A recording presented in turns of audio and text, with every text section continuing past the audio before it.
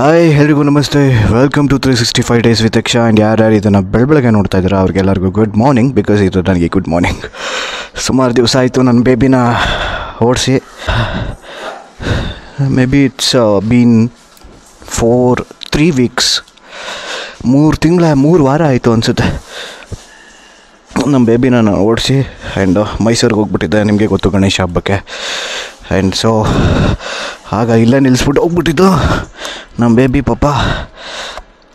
ಹೊಡೆಯಲ್ಲ, first kick ಬೇರೆ, first ಇಷ್ಟು ದಿವಸ ನೀವು ಓಡಿಸಿಲ್ಲ ಬೇರೆ.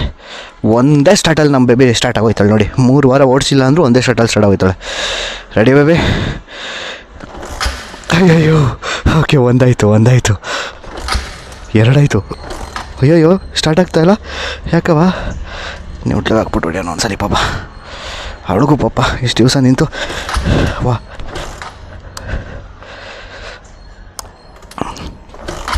ವಾ, ಏನಿದು ಇಷ್ಟು ದಿವಸ ನಿಲ್ಸಿದ್ಕೆ? ಓ, ಆಗೋದ್ಲಪ್ಪ, ಸ್ಟಾರ್ಟ್ ಆಗೋದ್ಲು. ಎಡಿಟಲ್ಲಿ ಮಾತ್ರ ಒಂದು 3 ಹಾಕಿರ್ತೀನಿ, ಆದರೆ ಇಲ್ಲಾಂದ್ರೆ ಒಂದು 20 ಕಿಕ್ ಕೊಡ್ಬಿಟ್ಟಿದ್ದೀನಿ. ಅಯ್ಯಪ್ಪ, ಥ್ಯಾಂಕ್ ಯು ಬೇಬಿ. ನಾನು ಸ್ಟಾರ್ಟೇ ಆಗಲ್ವೇನೋ ಅಂದ್ಕೊಬಿಟ್ಟಿದ್ದೆ ಒಂದು ಮೂಮೆಂಟಲ್ಲಿ. ಸದ್ಯ ಸ್ಟಾರ್ಟ್ ಆಗ್ಬಿಟ್ಲು. ಅಯ್ಯಯ್ಯೋ, ಏನಪ್ಪ ಇದು, ಟ್ರಾಫಿಕ್ ಕಮ್ಮಿ ಇರುತ್ತೆ ಮಧ್ಯಾಹ್ನ ಓಡೋಣ ಅಂತ ಅಂದರೆ ಈ ಹಾಳಾದ್ರು ಟ್ರಾಫಿಕ್ಕೇ ಕಮ್ಮಿ ಇಲ್ಲ, ಆಗಿಲ್ಲ ಇನ್ನು. ನೀವು ಅಲ್ಲೆಲ್ಲ ಕಿತ್ತಾಡ್ತಾಯಿರಿ, ನಾವು ಹಿಂಗೆ ಹೋಗ್ಬಿಡ್ತೀವಿ. ಸರ್ ನೀವು ರೈಟಾ? ಹಾಂ, ರೈಟ್ ಹೋಗಿ ಸರ್ ಪ್ಲೀಸ್. ಆ್ಯಂಡ್ ಇದೊಂದು ಕಂಟೆಂಟ್ ಸುಮ್ಮನೆ ರೆಕಾರ್ಡ್ ಮಾಡೋದು ಬೇಡ, ಏನಾದರೂ ಒಂದು ಕಂಟೆಂಟ್ ಮಾಡೋಣ. ನನಗೆ ತುಂಬ ದಿವಸದಿಂದ ಒಂದು ಆಸೆ ಇತ್ತು. ಏನು ಆಸೆ ಇತ್ತು ಅಂತ ಅಂದರೆ, ಈ ಬೆಸ್ಟ್ ಲೈನ್ಸು, ಒಳ್ಳೆ ಕವಿಗಳ ಥರ ಬರೆದಿರೋ ಲೈನ್ಸು ಸಿಗೋದು ನಮಗೆ ಆಟೋ ಹಿಂದ್ಗಡೆ. ಸೊ ಇವತ್ತು ನಮ್ಮ ಕಣ್ಣಿಗೆ ಯಾವ ಆಟೋ ಹಿಂದ್ಗಡೆ ಅಥವಾ ಕಾರ್ ಹಿಂದ್ಗಡೆ ಎಲ್ಲಾದರೂ, ಅಥವಾ ಓಲಾ ಗಾಡಿಗಳ ಹಿಂದ್ಗಡೆ ಎಲ್ಲಾದರೂ ಒಂದು ಕಡೆ ಒಂದಷ್ಟು ಲೈನ್ಸ್ಗಳನ್ನ ಬರೆದಿರ್ತಾರೆ. ಆ ಲೈನ್ಸನ್ನ ಓದೋಣ. ತುಂಬ ಇಷ್ಟ ಆಯಿತು ಅಂದರೆ ಆ ಬರೆದಿರೋ ವ್ಯಕ್ತಿಗೆ ಬೈ ಸೂಪರು ಬೈ ನೀವು ಬರೆದಿರೋದು ಅಂತ ಅಪ್ರಿಸಿಯೇಷನ್ ಮಾಡೋಣ. ಆ ಫೀಲ್ಡಿಂದ ಬಂದು ಹೆಮ್ಮೆಯಿಂದ ರಾಜರೋಷವಾಗಿ ಮಾಡೋ ಕೆಲಸ ಅಂದರೆ ಆಟೋದವರು ಇಲ್ಲ ಓಲಾದವರು, ಕ್ಯಾಬ್ಸ್ ಅವರು. ಸೊ ಆ ಕ್ಯಾಬ್ಸ್ ಹಿಂದೆ ಏನೇನು ಬರ್ತಿರುತ್ತೆ ನೋಡೋಣ. ಇಲ್ಲಿ ನೋಡಿ ಬರ್ದೈತೆ ನಾಗು ಅಂತ. ನಾಗು ಯಾರೋ ಪಾಪ ಅವ್ರ ಮಗ ಅನಿಸುತ್ತೆ. ಮತ್ತು ಇನ್ನೊಂದೇನೆಂದರೆ ಆ ಫಾಂಟ್ಸ್ಗಳೇ ಸೂಪರ್ ಆಗಿರುತ್ತೆ. ಆಟೋ ಹಿಂದ್ಗಡೆ ಬರ್ಸಿರೋ ಫಾಂಟ್ಸ್ಗಳೇ, ಆ ಫಾಂಟ್ಸ್ಗಳನ್ನ ನಾವು ಎಲ್ಲಿ ಹುಡುಕಿದ್ರೂ ಸಿಗೋಲ್ಲ. ಆ ಥರ ಒಂದಷ್ಟು ಫಾಂಟ್ಸ್ಗಳಲ್ಲಿ ಬರ್ಸಿರ್ತಾರೆ ಕ್ರಿಯೇಟಿವ್ ಆಗಿ, ಮಸ್ತಾಗಿ. ಹೋಗ್ಬಿಡೋಣ ಲೆಫ್ಟಿಂದ. ಏನು ಗೊತ್ತಾ, ಇನ್ನೊಂದು ಬ್ಯಾಂಗ್ಳೂರಲ್ಲಿ ನನಗೆ ತಿಳಿದಿರೋ ಪ್ರಕಾರ, ಈ ಒಂದು ಓವರ್ಟೇಕ್ ಮಾಡ್ತಿರ್ಬೇಕಾದ್ರೆ ರೈಟಿಂದನೇ ಓವರ್ಟೇಕ್ ಮಾಡಬೇಕು ಅಂತ ಒಂದು ಇದಿದೆ, ಅಂದರೆ ಸೇಫ್ ಇರುತ್ತೆ ಅಂತ. ಬಟ್ ಬ್ಯಾಂಗ್ಳೂರಲ್ಲಿ ನಿಂಗೆ ರೈಟ್ ಅಲ್ಲ, ಮೇಲ್ಗಡೆ ಒಂಚೂರು ಜಾಗ ಸಿಗಿಸಿದ್ರು ಆರಿಸ್ಕೊಂಡು ಹೋಗ್ಬಿಟ್ರೆ ತಪ್ಪಿಲ್ಲ. ಆ ಥರ ಎಲ್ಲೆಲ್ಲಿ ಸಿಗುತ್ತೆ ಅಲ್ಲೆಲ್ಲ ನುಗ್ಸ್ಕೊಂಡು ಹೋಗ್ತಾ ಇರ್ಬೇಕು ಸುಮ್ಮನೆ ಬ್ಯಾಂಗ್ಳೂರಲ್ಲಿ. ಇಲ್ಲಾಂದರೆ ನಿಂತಿರ್ತೀವಿ ಆರಾಮ್ಸೆ ಒಂದೇ ಕಡೆ. ಈಗ ನೋಡಿ, ನಾನೇ 1 ಅವರ್ ಬೇಕು, ಈಗ 1.5 ಗಂಟೆ ಬೇಕು ನಂಗೆ ಆಫೀಸ್ಗೆ ಹೋಗೋಕ್ಕೆ. ಈಗ ನಾನೇನಾದರೂ ಆ ಥರ ಎಲ್ಲ ನುಗ್ಸ್ದೆ ಕ್ಲೀನಾಗಿ ಡೀಸೆಂಟಾಗಿ ಓಡಿಸ್ಕೊ ಹೋಗ್ತೀನಿ ಅಂತಂದರೆ it will be like 2.5 hours. ಅಯ್ಯಯ್ಯೋ, 5 ನಿಮಿಷದಿಂದ ಇದೊಂದು ಲಾರಿಯಿಂದ ಹಿಂಗೆ ಹೋಯ್ತಾ ಇನ್ನು ಗುರು, ನುಗ್ಸೋಣ ಅಂತಂದ್ರೆ ಆ ಕಡೆಯಿಂದ ಬರ್ತಾನೆ ಐತೆ. ಈಗ ಇವನು ಪೂರ್ತಿ ರೈಟ್ ಕೊಡ್ಬಿಡ್ತಾನೆ ಅನಿಸುತ್ತೆ. ಹೊಡಿ ನೀನು ಪೂರ್ತಿ ರೈಟ್ಗಾದ್ರೂ ಹೊಡಿ. ಓ,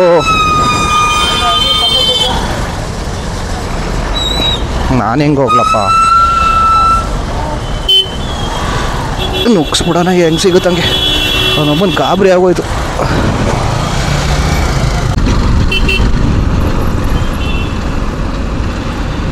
ಆ್ಯಂಬುಲೆನ್ಸ್. ನನಗೆ ಬ್ಯಾಂಗ್ಳೂರಿಗೆ ಬಂದಮೇಲೆ ನನಗೆ ತುಂಬ ಚೆನ್ನಾಗಿ ಅರ್ಥ ಆಗಿದ್ದೇನು ಅಂತಂದರೆ, ನಾವು ಮನುಷ್ಯರು ಫಾಕ್ ಮ್ಯಾನ್ ಏನು ಮಾಡಿದ್ರು ಇಬ್ರು.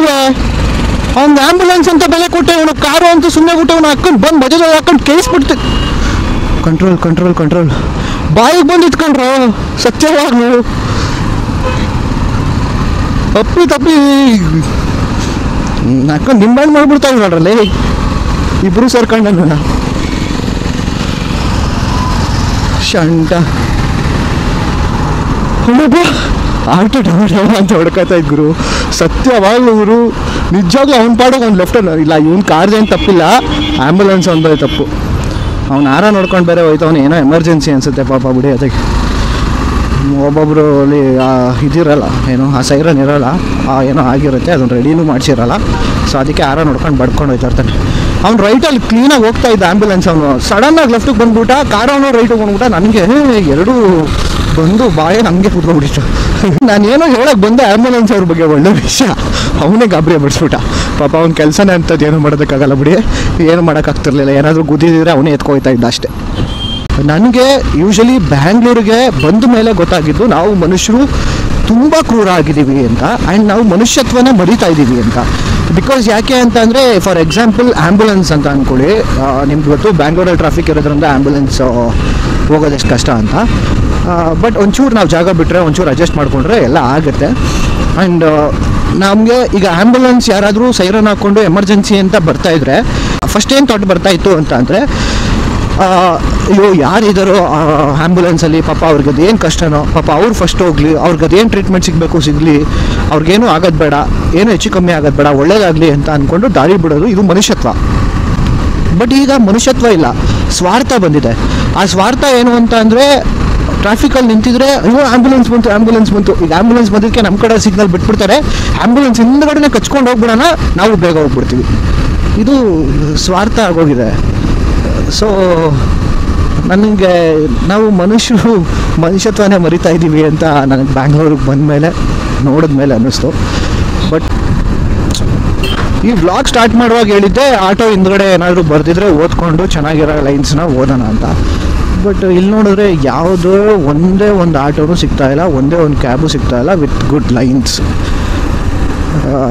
ಬಟ್ ಟು ಬಿ ಆನೆಸ್ಟ್ ಒಂದು ಹೇಳ, ನಿಜವಾದ ಕ್ರಿಯೇಟಿವ್ ಪರ್ಸನ್ಸ್, ನಿಜವಾದ ಕವಿಗಳು ಅಥವಾ ನಿಜವಾದ ರೈಟ್ರುಗಳು ಸಿಗೋದೆ ನಮಗೆ ಈ ಕ್ಯಾಬ್ ಓಡಿಸೋರು ಮತ್ತು ಆಟೋ ಓಡಿಸೋರು. ಯಾಕಂದರೆ ಅವ್ರು ಬರೆದಿರೋ ಲೈನ್ಸು ಎಷ್ಟು ಸಕ್ಕದಾಗಿರುತ್ತೆ ಅಂತ ಅಂದರೆ ಆರ್ಟ್ಗೆ ಹಂಗೆ ಟಚ್ ಆಗಿಬಿಡುತ್ತೆ.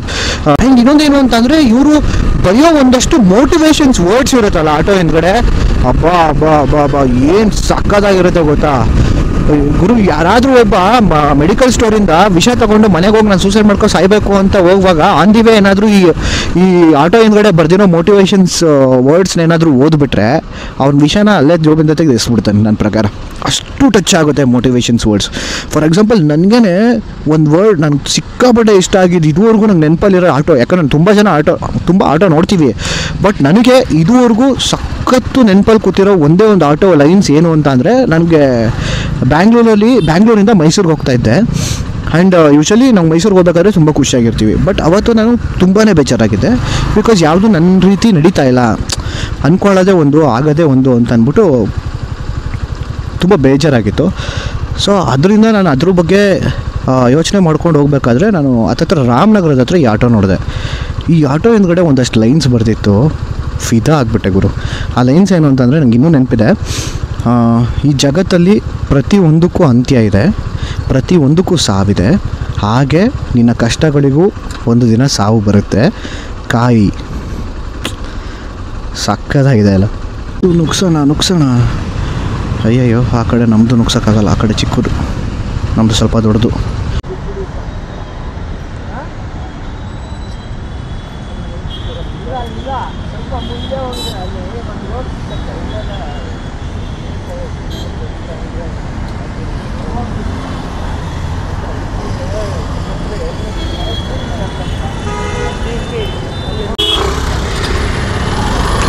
ಸಾರಿ ಸರ್, ನಾನೇ ಕರಿಬೋದಿತ್ತಲ್ವಾ. ಹಾಂ, ಬನ್ನಿ ಇಲ್ಲೇ ಅಂತ. ನಾನು ಸ್ವಾರ್ಥಿನೇ, ಎಲ್ಲರೂ ಸ್ವಾರ್ಥಿನೇ.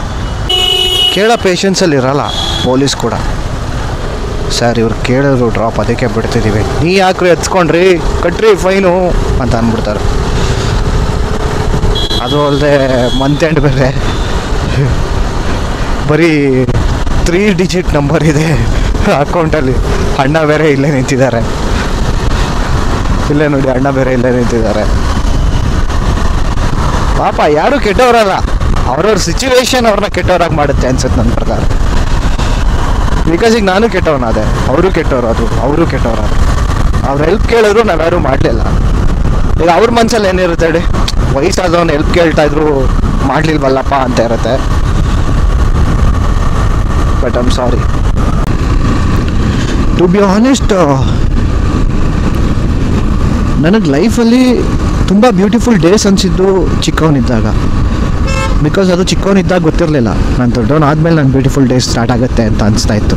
ಆದರೆ ನನಗೆ ದೊಡ್ಡವನು ಆದಮೇಲೆ ಗೊತ್ತಾಗಿತ್ತು ಚಿಕ್ಕವನಿದ್ದಾಗ, ಮಗುವಾಗಿದ್ದಾಗಲೇ ನನ್ನ ಬ್ಯೂಟಿಫುಲ್ ಡೇಸ್ ಅಂತ. ಯಾಕಂದರೆ ಆಗ ನಿದ್ದೆ ಮಾಡೋದಕ್ಕೆ ಅಂತ ಕಣ್ಮುಚ್ಚಿದ್ರೆ ಕಣ್ತುಂಬ ನಿದ್ದೆ ಬರ್ತಾಯಿತ್ತು, ಕಣ್ತುಂಬ ಕಲರ್ಫುಲ್ ಡ್ರೀಮ್ಸ್ ಬೀಳ್ತಾಯಿತ್ತು. ಬಟ್ ಈಗ ನಿದ್ದೆ ಮಾಡೋದಕ್ಕೆ ಅಂತ ಕಣ್ಮುಚ್ಚಿದ್ರೆ ಕಷ್ಟಗಳು, ಕಮಿಟ್ಮೆಂಟ್ಸ್, EMI, ಅಯ್ಯೋ ನಾಳೆ ಏನಪ್ಪ ಮಾಡೋದು, ತಿಂಗಳು ಕೊನೆಗೆ ಇದನ್ನು ಕಟ್ಟಬೇಕು ಏನಪ್ಪ ಮಾಡೋದು, ತಿಂಗಳು ಸ್ಟಾರ್ಟಿಂಗ್ ಇದನ್ನು ಕೊಡಬೇಕು ಏನಪ್ಪ ಮಾಡೋದು, ಕೆಲಸ ಕಷ್ಟ ಆಗ್ತಾಯಿದೆ ಏನಪ್ಪ ಮಾಡೋದು, ಕೆಲಸ ಬಿಟ್ಟರೆ ಏನಪ್ಪ ಮಾಡೋದು, ಕೆಲಸದಿಂದ ತೆಗೆದ್ರೆ ಏನಪ್ಪ ಮಾಡೋದು, ಇದೆಲ್ಲ ಕಣ್ಮುಂದೆ ಬಂದು ಕೂತ್ಕೊಳ್ಳುತ್ತೆ. ನಿದ್ದೆ ಅನ್ನೋದೇ ಬರೋಲ್ಲ.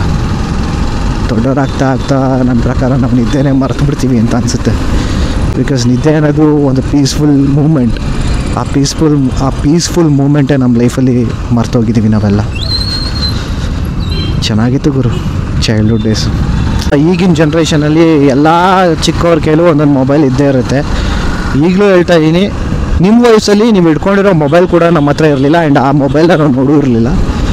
ದಯವಿಟ್ಟು ನಿಮ್ಮ ಮೊಬೈಲ್ನ ಪಕ್ಕದಲ್ಲಿ ಹಾಕಿ ಅಥವಾ ಪಕ್ಕದಲ್ಲಿಟ್ಟು ಯೂಸ್ ಮಾಡ್ತೇನೆ ಲೈಫ್ನ ಎಂಜಾಯ್ ಮಾಡಿ. ಲಿಟ್ರಲಿ ಹೇಳ್ತಾ ಇದ್ದೀನಿ, ದೊಡ್ಡವರಾದ್ಮೇಲೆ ರಿಗ್ರೆಟ್ ಪಡ್ತೀರಾ. ನಾನೀಗ ಹೆಂಗೆ ರಿಗ್ರೆಟ್ ಮಾಡ್ತಾಯಿದ್ದೀನಿ ಅದೇ ರೀತಿ ನೀವು ರಿಗ್ರೆಟ್ ಮಾಡ್ತೀರಾ. ಮನೇಲಿ ಕೂತು ಮೊಬೈಲಲ್ಲಿ ಆಟ ಆಡೋದಕ್ಕಿಂತ ಈಚೆ ಹೋಗಿ ಫ್ರೆಂಡ್ಸ್ ಜೊತೆ ಮಜಾ ಮಾಡಿ. ಸೀರಿಯಸ್ ಆಗಿ ಹೇಳ್ತಾ ಇದ್ದೀನಿ. ಆಮೇಲೆ ದೊಡ್ಡವನಾದ್ಮೇಲೆ ನನ್ನ ಥರನೇ ರಿಗ್ರೆಟ್ ಮಾಡ್ತೀರಾ. ಇದಂತೂ ಸತ್ಯ ಸತ್ಯ ಸತ್ಯ. ನಾ ಹೇಳಿಲ್ವಾ, ನಾನು ಎಷ್ಟು ದುರದೃಷ್ಟ ಅಂದರೆ, ದುರದೃಷ್ಟಕ್ಕೆ ಅಥವಾ ಅನ್ಲಕ್ಕಿಗೆ ಇನ್ನೊಂದು ಹೆಸರಿದೆ ಅಂದರೆ ಅದು ನನ್ನ ಹೆಸರೇ ಅನಿಸುತ್ತೆ. ನಿಜವಾಗ್ಲೂ ನೋಡಿ ಎಷ್ಟು ಆಟೋ ಹೋಗ್ತಾ ಇದೆ ನನ್ನ ಮುಂದೆ. ನಾನಿವತ್ತು ವ್ಲಾಗ್ ಸ್ಟಾರ್ಟ್ ಮಾಡಬೇಕು ಅಂತಿದ್ದೆ, ಕಾನ್ಸೆಪ್ಟ್ ಸ್ಟಾರ್ಟ್ ಮಾಡಬೇಕು ಅಂತಿದ್ದೆ, ಒಂದು ಕಂಟೆಂಟ್ ಮಾಡಬೇಕು ಅಂತಿದ್ದೆ. ಆಟೋ ಹಿಂದ್ಗಡೆ ಲೈನ್ಸ್ನ ಓದಬೇಕು, ಯಾವ ರೀತಿ ಲೈನ್ಸ್ ಬರ್ತಿರ್ತಾರೆ ಅಂತ ಅಲ್ಲಿಂದ ನಾನು ಅಬ್ಸರ್ವ್ ಮಾಡ್ತಾ ಇದ್ದೀನಿ. ಲಿಟ್ರಲಿ ಇಲ್ಲ ಅಂದರೂ 50ರಿಂದ 60 ಆಟೋ ನನ್ನ ಮುಂದೆ ಪಾಸಾಗಿದೆ ಅಥವಾ ನನ್ನ ಪಕ್ಕದಲ್ಲಿ ಪಾಸಾಗಿದೆ.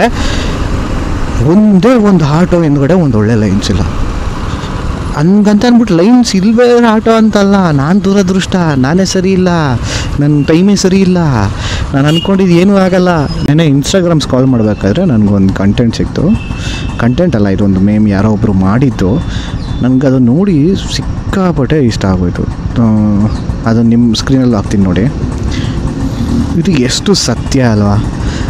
ಈಗೇನು ನಾವು ನೋಡ್ತಾ ಇದ್ದೀವಿ, ಝೊಮ್ಯಾಟೊ ಅಥವಾ ಇನ್ಸ್ಟಾಮಾರ್ಟ್ ಅಥವಾ ಝೆಪ್ಟೋ ಅಥವಾ ಬ್ಲಿಂಕಿಟ್, ಈ ಥರ ಏನು ನೋಡ್ತಾ ಇದ್ದೀವಿ, ಇದೆಲ್ಲ ನಾವು ಚಿಕ್ಕ ವಯಸ್ಸಲ್ಲಿ ನಮ್ಮಮ್ಮಂಗೆ ನಾವು ಪರ್ಸ್ನಲ್ ಇದೆಲ್ಲ ಡೆಲಿವರಿ ಬಾಯ್ಸ್ ಆಗಿತ್ತು. ಅದು 10 ನಿಮಿಷ 5 ನಿಮಿಷದಲ್ಲೆಲ್ಲ ಬಂಡಿ ಹೊಡೆಯೋದು, ಓಡಾಗೋದು, ತಗೊಬರೋದು, ನಮ್ಮಮ್ಮಂಗೆ ಕೊಡೋದು, ಈ ಥರ ಮಾಡ್ತಾಯಿದ್ದು. ಆ್ಯಂಡ್ ನಮ್ಮ ಕಾಸ್ಟ್ ಎಷ್ಟು ಹೇಳಿ ಆಗ 5 ರೂಪಾಯಿ. ಇಲ್ಲ ಚೇಂಜ್ ಎಷ್ಟು ಬೇಕುತ್ತೆ ಅಷ್ಟು ಚೇಂಜ್ ತಗೋ, ಅಷ್ಟು ನೀನು ಇಟ್ಕೊಳ್ಳೋ ಅಂತ ಕೊಟ್ಬಿಡೋರು ನಮ್ಮಮ್ಮ. ಅದಕ್ಕೋಸ್ಕರ ಅಂತ ಓಡೋಗಿ ಅಂದ್ರು ಬಂದು ವಾಪಸ್ ಕೊಟ್ಬಿಡ್ತಾಯಿತ್ತು. ಒಂದೊಂದ್ಸಲಿ ಕರೆಕ್ಟಾಗಿ ಕೊಟ್ಟು ಕಳಿಸ್ಬಿಡೋರು ನಮ್ಮಮ್ಮ, ಚೇಂಜು ಬಿಡ್ತಿರ್ಲಿಲ್ಲ ಗುರು. ಆಗ ಬಿಡು ನಮ್ಮಮ್ಮ ಎಲ್ಲ ಮಿಸ್ಸಾಗಿ ಇದು ಮಾಡ್ಕೊಬಿಟ್ಟೈತೆ, ಕನ್ಫ್ಯೂಸ್ ಮಾಡ್ಕೊಬಿಟ್ಟೈತೆ ಅಂತ ಸುಮ್ಮನೆ ಆಗ್ಬಿಡ್ತಾಯಿತ್ತು. ಆಗ 2 ರೂಪಾಯಿ 3 ರೂಪಾಯಲ್ಲಿ ಸಿಗ್ತಿದ್ದು ಖುಷಿ ಅವನ ಅಜ್ಜಿ ಈಗ ಲಕ್ಷ ಸಂಬಳ ಸಿಗೋದು ತಗೊಂಡ್ರು ಸಿಗಲ್ಲ ಅನಿಸುತ್ತೆ. ಮಸ್ತು ಗುರು ಆ ಲೈಫೆಲ್ಲ. ಕೊನೆಗೂ ಒಂದೇ ಒಂದು ಸಿಗಲಿಲ್ಲ ಗುರು, ಒಂದೇ ಒಂದು ಆಟೋ ಕೂಡ ಸಿಗಲಿಲ್ಲ. ಒಳ್ಳೆ ಲೈನ್ಸ್ ಇರೋದು. ಬಾಸ್ ನಮಸ್ತೆ ಬಾಸ್ ಅಣ್ಣವರು. ಸೊ ನಾನು ಇಲ್ಲಿಗೆ ನನ್ನ ವ್ಲಾಗ್ನ ಎಂಡ್ ಮಾಡ್ತಾಯಿದ್ದೀನಿ. ಇನ್ನು ಆಫೀಸಿಂದ ಯಾವಾಗ ಮನೆಗೆ ಹೋಗ್ತೀನೋ ಎಷ್ಟೊತ್ತಿಗೆ ಹೋಗ್ತೀನೋ ಅಂತ ಒಂದು ಚೂರು ಐಡಿಯಾ ಇಲ್ಲ. ಸೊ ಅಲ್ಲಿ ತನಕ ಅದಕ್ಕೆ ಎಲ್ರಿಗೂ ಬಾಯ್ ಬಾಯ್, ಟೇಕ್ ಕೇರ್, ಕೀಪ್ ಸ್ಮೈಲಿಂಗ್, ಒಳ್ಳೆಯದಾಗಲಿ ಎಲ್ಲರಿಗೂ. Keep watching 365 days with Aksha. Love you all, bye bye.